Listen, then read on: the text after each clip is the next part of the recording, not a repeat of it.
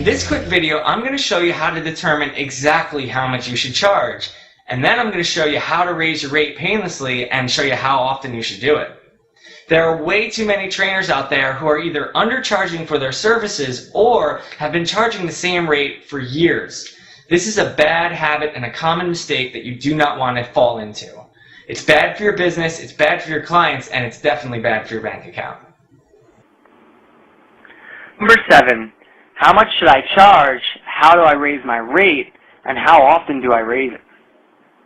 Hi everyone, in this quick video, I'm going to show you how to figure out exactly how much you should charge, and show you how to raise your rate, and how often you should raise it. There are way too many trainers out there who are undercharging for their services or have been charging the same rate for years. Don't let yourself get into this bad habit. It's bad for your business and bad for your clients. How much you charge depends on where you train, whether you're in a gym, studio, outdoors, or going to a client's home, your education level, the systems you've created for your clients, the results you provide, and the quality of the overall experience you provide. Your clients, if they're enthusiastic about you, will be willing to pay top dollar. They can't just be satisfied. But most importantly, how much you honestly feel you are worth and being confident about that price is by far the most critical aspect when choosing your rate.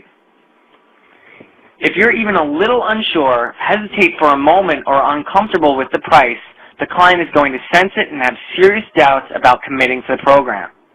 If you charge X, you should feel like you are worth X plus 10, so you feel like you're giving them a deal and can feel great about it when you present it to them.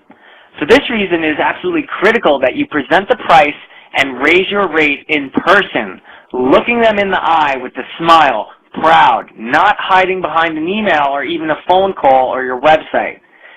And while we're on the subject, take down your rates off your website. This is a big common mistake I see trainers making. And if the client asks about the price before they come in and work out with you, deflect the question. Okay? They're usually shopping on price, and they're just looking for a reason to say no. Don't give it to them. You can tell them that it depends on their goals, their commitment level, and their current physical abilities, so you have to assess them first to give them an accurate price, which is totally true. You might have one client who only needs to see you once a month because they're really, really, really good and they know how to work out and have been doing it for years and they just need a program. That's a different budget per month for that person than someone who needs to see you 4 times a week. Then once you're done with the first workout and you've given them a taste of success, you present your prices. Otherwise, it's like trying to sell a car before the customer has even gotten a test drive. Much harder to do. All right, here's some sneaky tricks to help you out when considering how to charge and raise your rate. Okay, number 1, this is a great trick. Print out your rates with your logo and your picture and the year. This sends a powerful message that you stand by your rates, you didn't just make up out of thin air on the spot, and it makes you look more professional and shows the client that your rates are specific to that year. Of course, if you have your own business, there are times when you may want to further discount a rate for a particular client. Maybe you're bartering with a lawyer for their services, a web designer, a PR person. Maybe there's someone who's really awesome and would be a great client and can train during off-peak hours, but just doesn't seem to be able to afford your rate. Any of these are a good reason to lower their rate. You just have to make sure that they know it's a special rate. You write it on the rate sheet for them. They really feel like they're getting a great deal because they are, and you ensure the sale that way. But always do this in private and tell them that this is only valid as long as they keep it to themselves. Okay? This little technique makes them feel like it's a secret and they really love you for it and they'll sign up. But again, you don't want to just email your rate sheet out to someone. You want to present it to them in person. Now, increasing your knowledge, skills, and abilities is critical to raising your rate, obviously.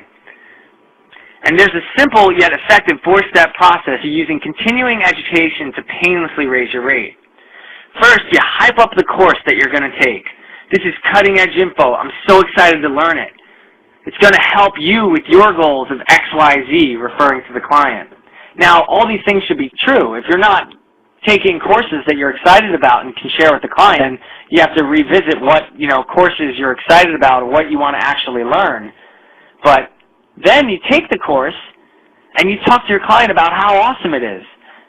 And then, once you use the info on yourself, you start using it with the clients. And lastly, when you pass the course or you get your certificate, and a great thing is to ask the company to send you a certificate you can email to your clients, you send everyone an email talking about how happy you are you passed this course and what great information it was and how it's going to help them reach their goals. Your clients will congratulate you, and you will have set the stage to raise your rate. If you're not raising your rate at least one time a year, you're setting yourself up and your clients for failure. First, each year, the cost of living goes up. So if you don't raise your rate, you're getting poorer. That's the sad fact of inflation. Secondly, if you're not raising your rate, you're not pushing your continuing education hard enough or not applying it effectively to get better results with your clients. In other words, if you haven't raised your rate in over a year, set a date in the next 6 months when you'll raise your rate and then work backward from that goal. How much more knowledge do you need to justify that increase? And where will you get it from? How many clients would you like to have before that increase for insurance purposes in case some clients fall off? Which, of course, is fine. That should happen sometimes. It's important to shed clients like a skin to make room for better ones and more committed clients who will get better results. And here's another sneaky little trick. When you have your own business, you make your own rules. You don't have to raise everyone's rate the same amount. For instance, it's a great idea to raise the rate of your existing clients less than for new clients. And here's another trick. You can use our business software to keep track of your clients' rates all in one place and be reminded of when their rate last went up and should go up again.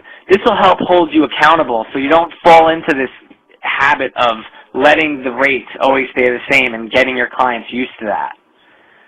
You want to get them used to getting better results and paying more money. And here's another sneaky little trick. Once you're established and have certain clients for years, it becomes hard to raise your rate on those particular clients because they're very loyal. But you still have to do it. And remember, you can raise the rate less than for other new clients. But a great trick is to cut them down from 4 or 3 times a week to 2 times a week. This way, they're actually spending less money a month, but the trade-off is that they have to be more accountable, which is the whole point. You present it to them in this way is that they have to step up their game now. It's the next level. This is not something you should do with every client because you want to set them for success, and some are not ready for that much responsibility. But keep this in mind as it is a great way to better serve some of your clients while making more money per hour by raising your rate and creating space in your schedule for newer, higher-paying clients. It's a win-win. And here's a quick side comment because I've seen some people asking me about this. Yeah, my rate is around $200 an hour, but I'm in New York City. If you're not in a big city, that might not be possible. But remember, I'm paying out the wazoo for everything else in New York City because of the high cost of living. So you trainers in smaller cities, maybe the top rate in your city is $100 an hour, but using these systems and these tricks and tools and committing to your education, you can get to that top rate. And by doing so, have a better lifestyle than me because I have to spend so much in New York City. And there's no reason you can't keep educating yourself, making your business better, and raising your rate higher to become the best and highest paid trainer in your town. In fact, that's a great goal to shoot for.